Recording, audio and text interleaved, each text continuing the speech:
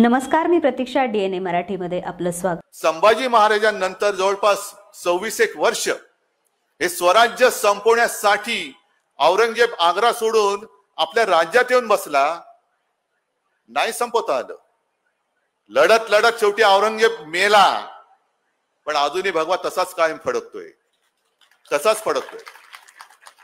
आणि औरंगजेब जे बोलला होता आपल्याबद्दल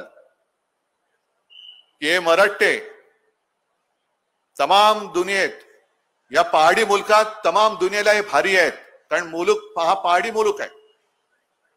या पहाडी मुलकात हे तमाम दुनियेला भारी आहेत, कारण इकडे पराक्रम मुळात शिकवावं लागतच नाही। इकडे तर गवताला भाल्याची पाती फुटतात।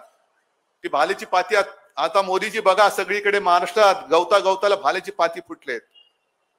पण त्याचं पुढचं वाक्य जे त्यांनी सांगितलं, परंतु इथे दोहीचं बीज खडकावर जरी भिरकावलं तरी सुद्धा ते रुजतं, फोफावतं, आणि एवढं फोफावतं की पाहता पाहता तमाम दौलत तबाह करून टाकतं।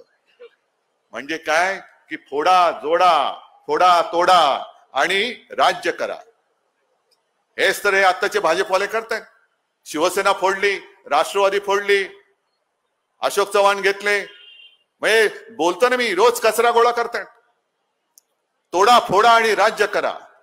आणि त्यांना जर का असं वाटत असेल की हे दुहीचं बीज मी खडकावरती फेकले आणि त्याला मोदी खत टाकलं तर गद्दारीचे अंकुर वाढतील, अजिबात नाही। ते खत ह्या मातीमध्ये गद्दारीचा अंकुर रुजू देणार नाही। त्या अंकुरासकट त्या खताची सुद्धा विल्हेवाट करून टाकण्याची हिंमत ही माझ्या या मर्दमावळ्यामध्ये आहे। आता मला कळलं त्या खताच्या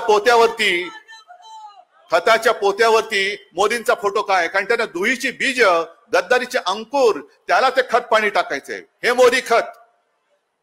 आणि हा फोटो आपण उद्या आपलं